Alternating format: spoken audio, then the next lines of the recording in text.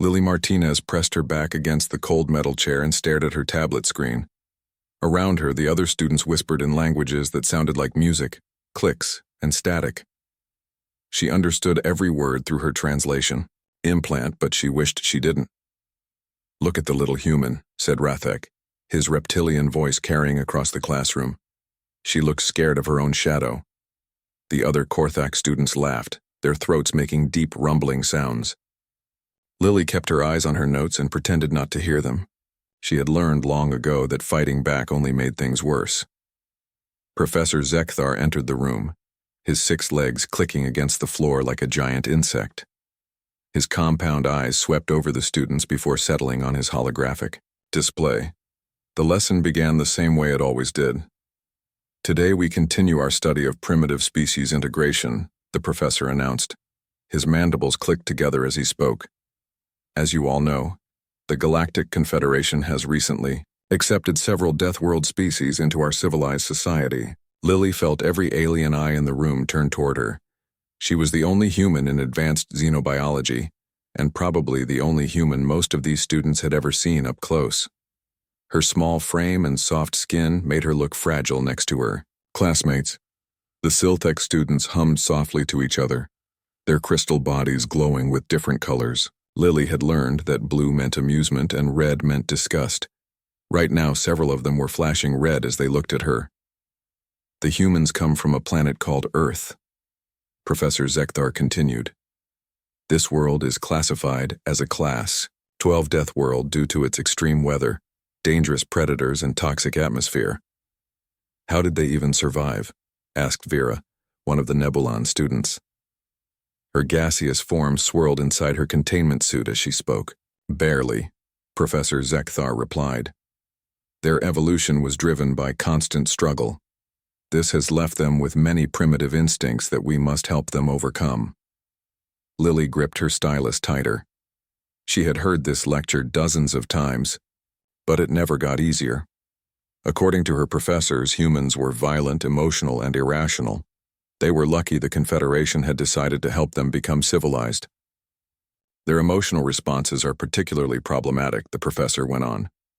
"Where civilized species use logic and reason, humans rely on feelings and instinct. This makes them unpredictable and often dangerous." Danny Kim, the only other human at Proxima Academy, raised his hand from across the room. "Professor, isn't it true that human emotions have helped us solve problems that pure logic couldn't handle?" The classroom fell silent. Several students made sounds that Lily's implant translated as gasps of shock. No one ever questioned Professor Zekthar. "Mr. Kim," the professor said slowly, "emotion is a weakness that evolution has not yet removed from your species. In time, proper education will help humans overcome these primitive responses." Danny's face turned red, but he didn't argue further. Lily wanted to say something to support her friend, but the words stuck in her throat. She had never been good at speaking up in class. "Let us examine a specific example," Professor Zekthar continued. He activated a holographic display showing a battle scene. "This is from the Border Wars 50 years ago. The Zephyrian Empire attacked a human colony world. The hologram showed human soldiers fighting against tall, elegant aliens with advanced weapons. The humans looked dirty and desperate as they ran between burning buildings. Notice how the humans fight," the professor said. "They show no discipline or strategy. They simply react with violence and aggression. By contrast, the Zephyrians fought with precision and honor." Lily watched the hologram and saw something different. She saw humans protecting their families, carrying wounded friends to safety, and making impossible stands against overwhelming odds. But she kept these thoughts to herself. "The humans eventually won this battle," Professor Zekthar admitted, "but only through luck and the Zephyrians' decision to withdraw rather than waste more resources on such a primitive world." Rathek raised one of his clawed hands. "Professor, why did the Confederation accept the humans at all? They seem more like animals than people." Several students made agreeing sounds. Lily felt her cheeks burn with shame. She wanted to disappear. to be anywhere but in this classroom surrounded by beings who saw her as barely intelligent. The Confederation believes all species deserve a chance to evolve beyond their primitive nature, Professor Zekthar replied. Humans may seem savage now, but with proper guidance they might eventually become truly civilized. The lesson continued for another hour. Professor Zekthar showed more examples of human primitive behavior and explained how each one proved that humans needed to change their basic nature. Lily took notes mechanically, writing down every insult disguised as scientific observation. When class finally ended, the students filed out in their usual groups. The Silthek harmonized together as they walked, creating beautiful music. The Korthak moved in a proud formation, their scales gleaming under the artificial lights. The Nebulons floated gracefully in their suits, leaving trails of colored gas behind them. Lily packed her tablet and stylus slowly, waiting for the room to empty. She had learned that leaving at the same time as the others often led to more comments about her size, her appearance, or her species' many failings. Danny waited for her by the door. His dark hair was messy from running his hands through it, something he did when he was angry or frustrated. "I can't stand these classes," he said as they walked into the corridor. "They act like we're some kind of disease they caught." Lily nodded, but didn't reply. The hallways of Proxima Academy were beautiful, with curved walls that showed holographic displays of distant galaxies. Students from dozens of species moved between classes, their various forms of communication creating a symphony of sounds, but Lily felt like an outsider looking in. "You know what the worst part is?" Danny continued. "They're not completely wrong. Humans are more violent than most species. We do rely on emotion more than logic, but they make it sound like that's all we are." They reached the observation deck where Lily liked to spend her free time. Through the massive transparent walls she could see the gas giant Kepler 442b rotating slowly below them. Its storms created swirling patterns of red and gold that never repeated. "Maybe they have a point," Lily said quietly. "Maybe we are too primitive for the Confederation." Danny stared at her. "You don't really believe that?" Before Lily could answer, emergency lights began flashing throughout the station. An alarm sounded, its tone rising and falling in a pattern that made her heart race. Students stopped in the HFY corridors looking around in confusion. Then the announcement came, broadcast in every language simultaneously. "Attention all students and faculty. This is Commander Hayes with an emergency alert. Long-range sensors have detected an unknown fleet approaching the system. All students are to report to their dormitories immediately." This is not a drill, Lily felt something cold settle in her stomach. In all her time at the academy, there had never been a real emergency. The Confederation controlled this entire sector of space. What could possibly threaten them here? As students began moving quickly toward their living quarters, Lily caught fragments of worried conversations. The older students seemed to recognize something that the younger ones didn't. She heard whispers of impossible and they've been gone for thousands of years. Danny grabbed her arm. "Come on, we need to get back to the dorm." But Lily didn't move. She stared out at the peaceful gas giant below and wondered what was coming for them through the darkness of space. Something told her that whatever it was, it would change everything. Lily couldn't sleep. The emergency announcement had been 3 hours ago, but no one had told them what was really happening. She lay in her small dormitory bed, listening to the hum of the station's life support systems and trying not to think about the unknown fleet approaching through space. Her roommate, a Silthek named Crystal, was making soft musical sounds in her sleep. The harmonies were supposed to be soothing, but tonight they only made Lily feel more alone. She slipped out of bed and put on her academy uniform, deciding to do what she always did when she couldn't sleep. The library archives were on the lowest level of the station, far from the student quarters. Most aliens avoided this section because the older computer systems were too primitive for their advanced technology. But Lily liked it here. The human-compatible terminals were simple and quiet, and no one ever bothered her. She made her way through the empty corridors, her soft shoes making no sound on the metal floors. Emergency lighting cast strange shadows on the walls, making the familiar hallways look different and threatening. The archive section was completely dark when she arrived. Lily activated the lights and sat down at her usual terminal. For months, she had been researching galactic history, trying to understand the universe her species had joined. Most of the records were boring trade agreements and diplomatic meetings, but buried deep in the old files she had found references to something that didn't make sense. The Void Harbingers. Every species in the galaxy had legends about them. Ancient, machines that had swept through space thousands of years ago, destroying entire civilizations. But the official records claimed they were just myths, stories told by primitive cultures to explain natural disasters. Lily had found evidence that suggested otherwise. She pulled up the encrypted files she had been working on for weeks. The translation algorithms were old and slow, but they could decode languages that modern systems couldn't handle. Tonight, she had a new piece of the puzzle. The text appeared on her screen in flickering letters.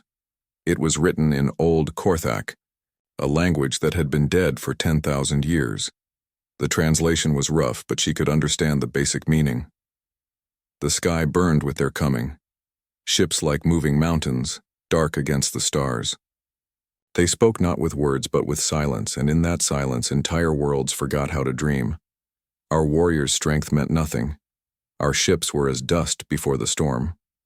Only in the deep places did we hide, and only in forgetting did we survive. Lily felt her heart beating faster. This wasn't mythology. This was a historical record written by someone who had lived through the Harbinger invasion. She scrolled through more files, finding similar accounts from different species across the galaxy. The pattern was always the same. The Harbingers would arrive without warning. They would study their targets for a short time, then attack with technology that adapted to every defense. But they didn't just destroy civilizations. They harvested them, taking something from each species before moving on. Neural patterns. Consciousness itself. Her terminal chimed softly, indicating an incoming message. Lily almost ignored it, but the sender's name made her freeze. Commander Jake Sullivan, UFS Liberty. Jake was her older brother, serving on one of the few human ships in the Confederation fleet. He was supposed to be on patrol near the Outer Rim, weeks away from the Academy system. She opened the message, and her brother's face appeared on the screen. He looked tired and worried, his uniform wrinkled like he had been wearing it for days. "Lily, I don't have much time," he said, glancing over his shoulder. "I'm sending this on an encrypted channel, so don't let anyone else see it. The fleet that's heading toward your system, we know what they are." Jake paused, running a hand through his dark hair. 3 days ago, we responded to a distress call from the Altair colony. When we got there, the planet was gone. Not destroyed. Lily, gone. There was nothing left but empty space and radiation. Lily's blood turned cold.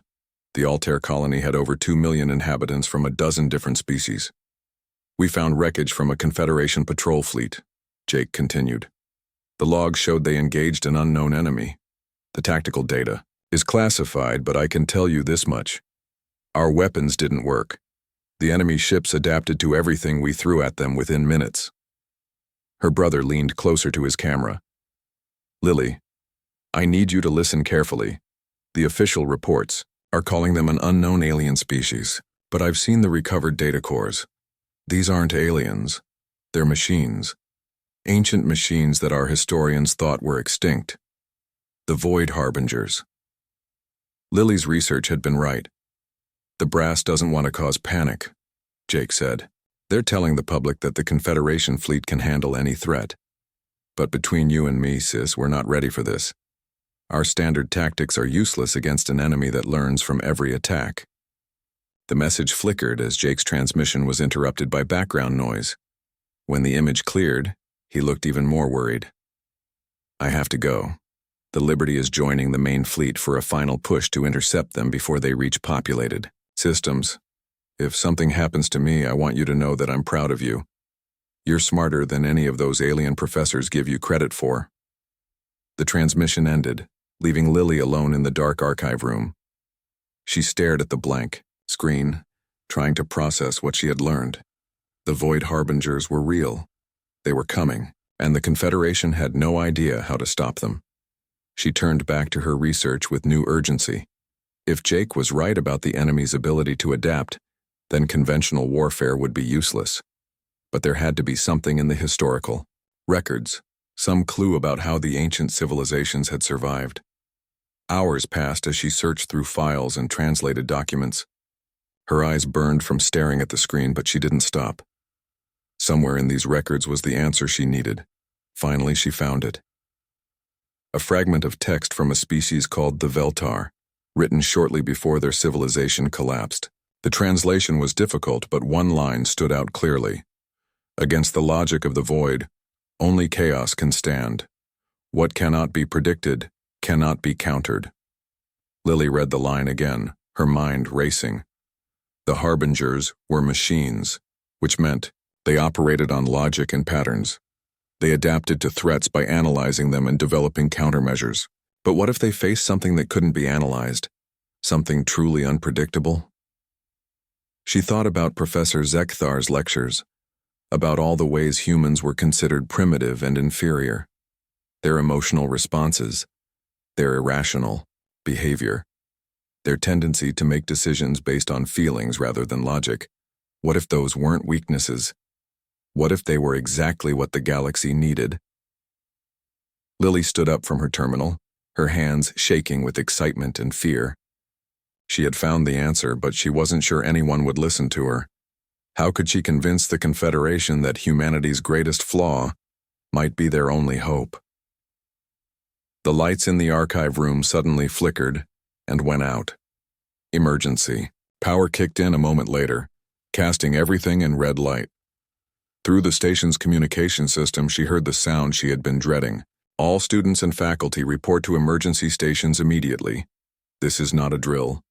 Unknown vessels have been detected on the edge of the system. Estimated arrival time is 6 hours. 6 hours. Lily grabbed her research files and ran toward the door. She had to find someone who would listen, someone who could get her information to the right people. The Void Harbingers were coming, and humanity might be the only species crazy enough to stop them. As she ran through the corridors toward the command center, Lily Martinez was no longer just the quiet girl from the back of the classroom. She was the only person in the galaxy who understood what they were really facing and what it would take to survive. The command center was chaos when Lily arrived. Officers from different species rushed between control stations, their voices mixing into a symphony of panic. She had never seen so many adults looking scared. Admiral Theknor, the Vrexani station commander, stood at the center of it all. His compound eyes tracked multiple displays at once while his mandibles clicked rapidly. Lily recognized the sound from her xenobiology classes. It meant extreme stress. Defensive grid is at maximum power, reported Lieutenant Zarakesh, a tall Nebulan whose gaseous form swirled anxiously in her containment suit. All patrol ships have been recalled to form a perimeter. How long until the unknown fleet arrives? Admiral Theknor asked. 4 hours and 17 minutes, sir. Lily clutched her datapad closer to her chest. She had to tell someone about her research, but who would listen to a human student? She looked around the command center and spotted Captain Nina Brooks near a tactical display. Captain Brooks was the head of Academy Security, and more importantly, she was human. She had served in the Confederation military for 15 years, earning respect from alien officers who usually dismissed human capabilities. If anyone would understand, it would be her. Lily approached carefully, waiting for a break in the captain's conversation with her security team. Captain Brooks? Lily said quietly. The captain turned, her weathered face showing surprise. Miss Martinez, right? You shouldn't be here. All students are supposed to be in the emergency shelters. I know, but I found something important about the fleet that's coming. Captain Brooks studied her for a moment. What kind of something? Lily activated her datapad and showed the captain her research files. I've been studying galactic history and I found references to these attackers. They're called the Void Harbingers. They're not aliens, they're ancient machines. The captain's expression changed as she read through Lily's translations. Where did you get this information? The old archives. Most people can't access them because the systems are too primitive, but I've been working on translations for months. Lily's voice gained strength as she explained. Captain, these machines adapt to every weapon, every tactic, every defense. But I think I found their weakness. Before Captain Brooks could respond, alarms began blaring throughout the command center. On the main display, new contacts appeared at the edge of the system. The ships were massive, each one the size of a small moon, and their design was unlike anything in Confederation records. My gods, whispered Admiral Theknor. How many are there? Sensors show 12 capital ships and over 300 smaller vessels, reported the tactical officer. They're moving directly toward the Academy. The display zoomed in on the lead ship. Its surface was covered in geometric patterns that seemed to shift and change as they watched. There were no visible weapons, no engines, no signs of life. It looked like a piece of space itself had come alive. All stations, prepare for battle, Admiral Theknor ordered. Launch all fighters and activate the defense grid. Captain Brooks grabbed Lily's arm. Tell me about this weakness, fast. The ancient records say that only chaos can stand against their logic, Lily explained quickly. The Harbingers are machines. They analyze patterns and adapt to them. But what if they faced something that had no pattern, something completely unpredictable? The captain frowned. You're talking about random tactics. That's suicide against a superior force, not random, emotional, human. On the main display, the Academy's defense fleet moved to intercept the Harbingers. 30 Confederation ships representing the best technology of 6 different species formed battle lines according to standard military doctrine. The first engagement lasted exactly 4 minutes. The Harbinger ships didn't fire weapons in any conventional sense. Instead, they emitted pulses of energy that seemed to reach into the Confederation vessels and simply turn them off. Ships that had been maneuvering and firing suddenly went dark, their crews unconscious or worse. Electromagnetic pulse, suggested the tactical officer. Negative, came the reply. All systems show normal function. It's like the crews just stopped. Captain Brooks watched in horror as ship after ship fell silent. They're harvesting neural patterns, she said quietly, taking the consciousness right out of the crews. Lily nodded grimly. That's what they do. They don't just destroy civilizations. They absorb them. The remaining Confederation ships tried to retreat, but the Harbinger vessels moved faster than should have been possible. Within minutes, the entire defense fleet was drifting powerless in space. Estimated time until they reached the Academy? Admiral Theknor asked, his voice hollow. 18 minutes, sir. The command center fell silent except for the hum of machinery and the quiet sobs of a few officers. Lily looked around at the faces of the adults she had always thought were so much wiser and stronger than her. Now they looked lost and afraid. Admiral, Captain Brooks said, stepping forward.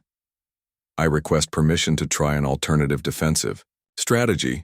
Admiral Theknor's compound eyes focused on her. Captain, our entire fleet just vanished in 4 minutes. What strategy could possibly work now? A human strategy. The alien officers around the command center made sounds of disbelief. Lieutenant Zarakesh's gaseous form turned a deep purple, which Lily's translation implant identified as contempt. Captain Brooks, the Admiral said carefully, this is not the time for human emotion and irrationality. We need clear thinking and logical planning. With respect, sir, clear thinking and logical planning just got our fleet destroyed. Captain Brooks activated her communicator. All human personnel, report to Security Station Alpha. Emergency protocols are now in effect. Lily watched as Captain Brooks began implementing something that no military academy had ever taught. Instead of forming organized defensive positions, she scattered her security teams throughout the station in seemingly random patterns. Instead of maintaining communication discipline, she encouraged her officers to trust their instincts and act independently. Captain, what are you doing? Admiral Theknor demanded. Something the machines won't expect, she replied. Miss Martinez, you said these Harbingers analyze patterns to adapt their tactics? Yes, Captain. Every defense they encounter makes them stronger. Then we won't give them a defense to analyze. Captain Brooks turned to her security teams. Listen, up people. Forget everything you learned in military school.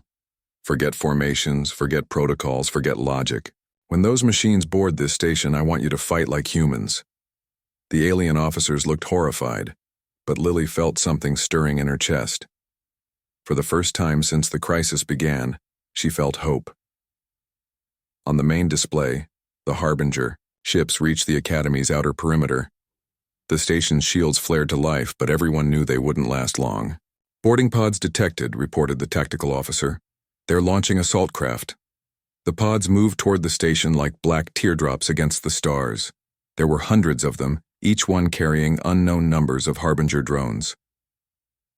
"Captain," Brooks looked at Lily, "you figured out their weakness. Now we're going to test your theory." The first pod struck the station's hull with sounds like thunder. Emergency bulkheads sealed automatically as the Harbingers began cutting their way inside. Lily realized she was no longer just the quiet girl who hid in the back of the classroom. She was about to become part of humanity's first real test into the galaxy. Everything her species had been criticized for, everything that made them primitive and emotional and unpredictable, was about to be put to the ultimate test. The Void Harbingers had conquered 1,000 civilizations with logic and adaptation. Now they were about to meet the one species in the galaxy that had never learned to be logical. As the first drones broke through the hull, Lily heard Captain Brooks give the order that would change everything. "All units, weapons free. Fight like your lives depend on it. Fight like humans." The first Harbinger drone that broke through the hull looked like death made of metal. It stood 8 feet tall, with 6 arms that ended in different tools and weapons. Its head was a smooth dome with sensors that glowed red in the darkness. When it moved, it made no sound at all. Security Officer Pete Johnson was waiting for it in Corridor 7. He had thrown away his tactical manual and was hiding behind a food cart he had stolen from the cafeteria. When the drone rounded the corner, Pete did something no military computer would ever recommend. He screamed at the top of his lungs and charged straight at the machine, swinging a mop like a battle axe. The drone's sensors flickered as it tried to process this response. Its combat algorithms had been designed to counter organized military tactics, not a grown man attacking with cleaning supplies while yelling about his mother's apple pie. The moment of confusion was all Pete needed. He tackled the drone around its middle section and sent them both crashing into the wall. His mop handle broke across the machine's back, but he kept fighting with his bare hands. 2 more drones appeared at the end of the corridor. They raised their weapons to help their companion, but Danny Kim dropped from an air vent above them. The young man had armed himself with a fire extinguisher and began spraying foam everywhere while shouting Korean curse words his grandmother had taught him. The drone's optical sensors couldn't function properly through the foam. They fired blindly, hitting the walls and ceiling but missing their targets completely. Danny rolled between their legs and hit the emergency release for the corridor's artificial gravity. In the suddenly weightless environment, the heavy drones began floating helplessly while Danny and Pete pushed off walls to move around them. It wasn't elegant or professional, but it was working. Throughout the station, similar scenes played out. Human security officers fought with whatever they could find. They used kitchen knives, sports equipment, and chunks of broken furniture. They screamed, cried, laughed, and cursed in a dozen different languages. They made impossible decisions based on gut feelings and threw themselves into danger to save people they barely knew. The Harbinger drones had conquered galaxies by adapting to logical military strategies. They had never faced an enemy that fought with cooking pans while singing old Earth songs. In the command center, Lily watched the battle unfold on security monitors. The human defenders were taking heavy casualties, but they were also doing something incredible. They were winning. "Impossible," muttered Admiral Theknor. "The tactical analysis shows the humans should have been defeated in minutes." "Captain," Brooks smiled grimly as she coordinated her chaotic defense. "Admiral, you're trying to analyze something that can't be analyzed. My people aren't following tactics, they're following their hearts." On screen 17, Maintenance Chief Rosa Garcia was fighting 3 drones in the engine room. She had turned off the artificial gravity and was using magnetic boots to walk on the ceiling while the drones floated helplessly below her. Every few seconds, she would drop a wrench or screwdriver on their heads while singing an old Mexican folk song. Screen 12 showed librarian David Chen barricaded in the archives. He had reprogrammed the old computer terminals to emit random electromagnetic pulses that confused the drone's sensors. When they tried to break down his door, he opened it suddenly and hit them with chair legs while quoting Shakespeare. "The drone adaptation protocols are failing," reported the tactical officer with amazement in his voice. "They can't develop counters to tactics that change every few seconds." Admiral Theknor's mandibles clicked rapidly. "But how are the humans coordinating without communication discipline? How do they know where to be?" Lily spoke up from her position near Captain Brooks. "They're not coordinating, Admiral, that's the point. Each human is fighting their own battle, making their own choices. The drones can't predict what they'll do because the humans don't know what they'll do until they do it." A new alarm sounded, as more Harbinger pods struck the station. These carried different types of drones, larger and more heavily armed than the first wave. The machines had begun adapting to the human fighting style, developing new tactics to counter the chaos. "Captain," called out Sergeant Mike Torres from his position in the student quarters. "The new drones are learning. They're not falling for the same tricks twice." Captain Brooks nodded grimly. She had expected this. The Harbingers were ancient and intelligent. They would eventually figure out how to counter even human unpredictability. "All units fall back to secondary positions," she ordered. "Time for Phase 2. Lily looked at her in surprise. "Phase 2? "The thing about chaos," Captain Brooks explained, "is that it only works if you keep changing the rules." Throughout the station, human defenders began implementing the captain's new strategy. Instead of fighting the drones directly, they started helping the alien students and faculty escape. Security teams began evacuating civilians to the emergency pods, fighting running battles through corridors filled with panicking aliens. The Harbinger drones had adapted to fighting chaotic human tactics, but now they faced something even more confusing.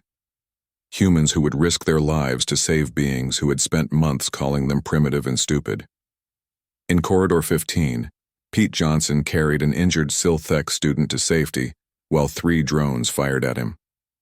The crystal being was twice his size and weighed more than he could normally lift, but adrenaline and desperation gave him strength. He took 2 energy blasts to his shoulder but kept running. "Why?" asked the Silthek student, her harmonics weak from pain. "Why save me? My people have treated yours terribly." Pete grinned through his pain. "Because that's what humans do, Crystal Lady. We're too stupid to hold grudges when people need help."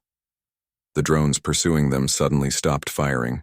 Their programming had no protocols for beings who would sacrifice themselves for those who had shown them nothing but contempt. The machines stood frozen in confusion, while Pete carried the student to the evacuation pods. Similar scenes played, out across the station. Human defenders abandoned tactical advantages to rescue alien civilians. They shared their limited medical supplies with wounded beings who had never shown them kindness. They died protecting escape routes for species that had called them barely evolved animals.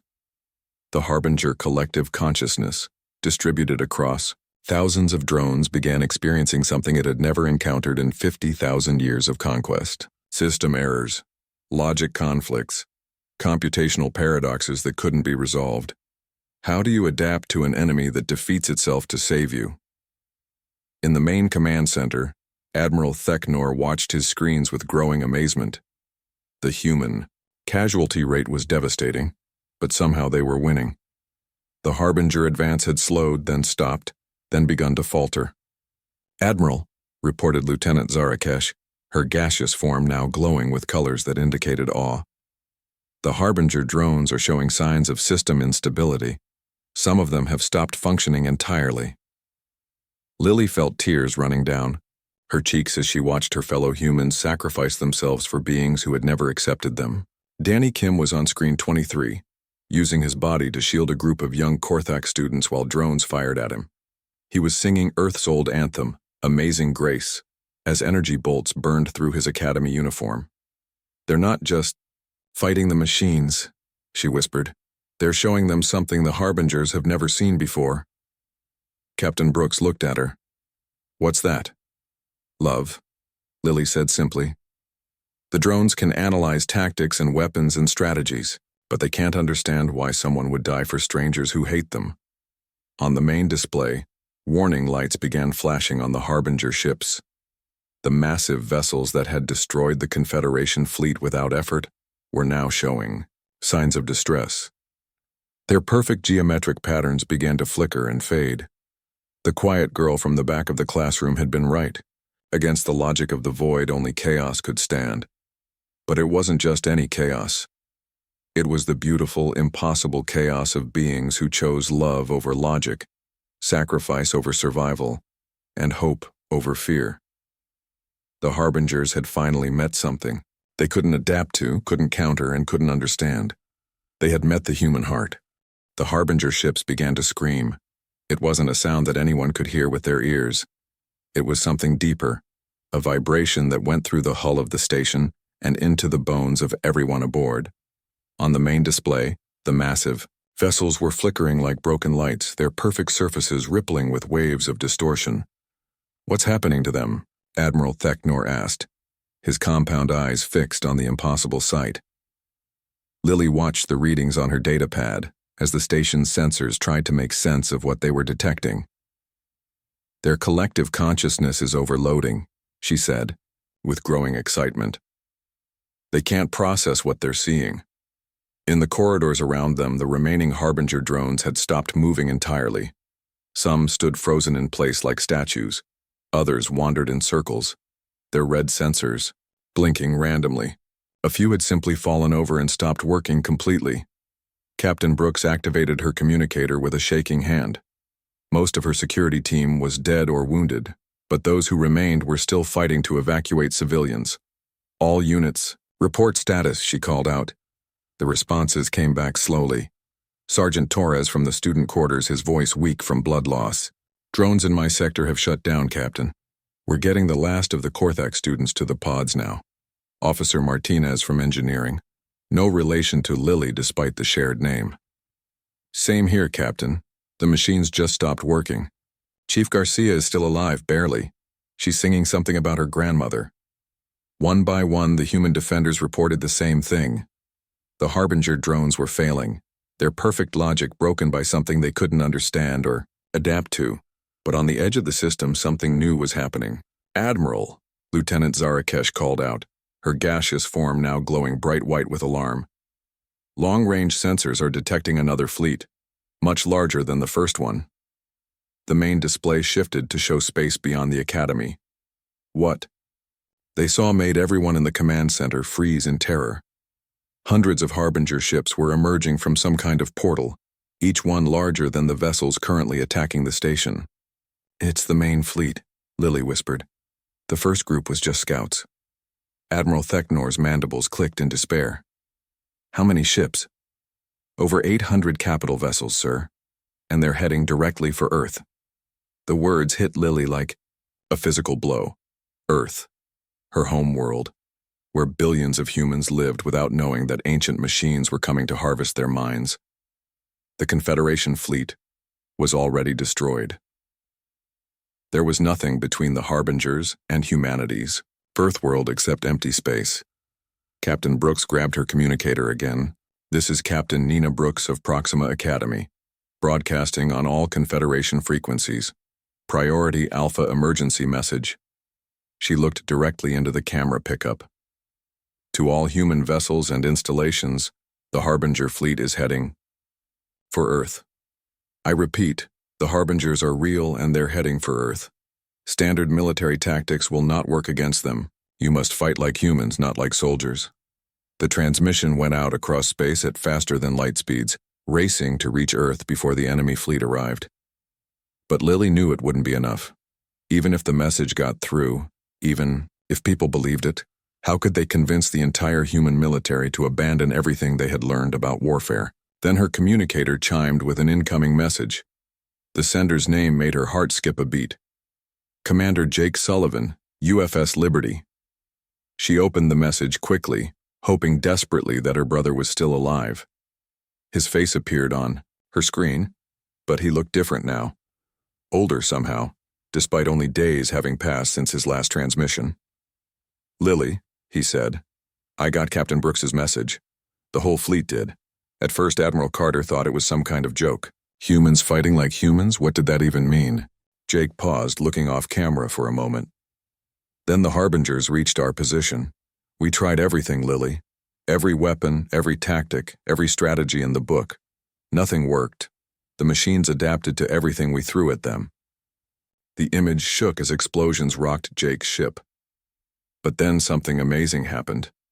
When all hope was lost, when the Liberty was about to be boarded, our crew stopped following orders and started following their hearts. On her small screen, Lily could see chaos in the background of her brother's bridge. Human officers were shouting and running around, completely ignoring proper military protocol. Chief Petty Officer Williams started singing old Navy songs while he rerouted power through systems that shouldn't even be connected. Lieutenant Park began flying evasive patterns based on a dance her grandmother taught her. Commander Hayes started making tactical decisions by flipping coins. Jake grinned suddenly, and for a moment he looked like the big brother who used to read her bedtime stories. Lily, it worked. The Harbinger ships started malfunctioning just like you said they would. They can't adapt to pure human chaos. Transmission flickered as more explosions shook the Liberty. The message is spreading through the fleet. Every human ship, every human crew, they're all fighting like the crazy, emotional, impossible species we are. And we're winning. Admiral Theknor stepped closer to Lily's communicator. Commander Sullivan, what is your fleet status? Admiral, this is going to sound impossible, but we've stopped the entire Harbinger advance. Their ships are dead in space. Some of them are actually retreating. The command center erupted in cheers from the surviving alien officers. But Jake wasn't finished. There's more, he continued. The effect is spreading. Every time the Harbingers encounter human chaos, their collective consciousness takes damage. It's like a virus spreading through their network. Ships that never even fought us are starting to shut down. On the main display, they could see it happening. The massive Harbinger fleet heading for Earth was slowing down. Individual ships began to flicker and fade, just like the ones that had attacked the Academy. Lily felt tears streaming down her face as she watched thousands of enemy vessels simply stop working. The ancient machines that had conquered galaxies were being defeated by something they couldn't process or understand. 6 months later, Lily sat in her advanced xenobiology class at the rebuilt Proxima Academy. Professor Zekthar was giving a lecture, but his topic had changed dramatically. Today we begin our study of human psychology, the professor announced, his mandibles clicking with what Lily now recognized as respect. As recent events have shown us, what we previously considered primitive emotional responses are actually sophisticated survival mechanisms. Around her, alien students took careful notes as the professor explained human concepts like intuition, sacrifice, and love. The same beings who had once mocked her now asked respectful questions about her species' unique psychology. Rathek, the Korthak student who had once called humans barely evolved apes, raised one of his clawed hands. Professor, how were the humans able to defeat an enemy that had conquered thousands of civilizations? Professor Zekthar's compound eyes turned toward Lily. Perhaps our human student could answer that question. For the first time in her academic career, Lily didn't shrink back when everyone looked at her. She stood up slowly, thinking about her brother Jake and Captain Brooks and all the humans who had given their lives to save people who had never shown them kindness. The Harbingers were perfect logical machines, she said clearly. They could adapt to any strategy, counter any weapon, predict any tactic, but they had never encountered something that logic couldn't explain. She looked around the classroom at faces that now showed genuine interest instead of contempt. They had never met a species that would die for strangers who hated them. They had never seen beings who would choose love over survival, hope over fear, and sacrifice over logic. The Harbingers couldn't adapt to human love because love isn't logical. It just is. Professor Zekthar nodded approvingly. Excellent analysis, Miss Martinez. And this is why human integration into Confederation society has been so valuable. Sometimes the greatest strength comes from what others see as weakness. As class ended and students filed out, many of them stopped to speak with Lily. They asked about Earth, about human culture, about the emotions that had saved the galaxy. She was no longer the quiet girl in the back of the classroom. She was the representative of the species that had done the impossible. Walking through the corridors of Proxima Academy, Lily thought about how much had changed. Humans were no longer seen as primitive Deathworlders who needed to be civilized. They were valued for their unique perspective, their emotional intelligence, and their ability to find solutions that pure logic couldn't reach. The galaxy had learned that civilization wasn't about becoming more logical or more controlled. It was about embracing the full spectrum of what it meant to be alive, to feel, to love, and to sacrifice for others. The Deathworlder girl had been quiet in class until the day she helped silence an entire army. But her real victory wasn't stopping the machines. It was showing the universe that humanity's greatest weakness was actually their greatest strength, and that sometimes the most primitive response is the most civilized one of all.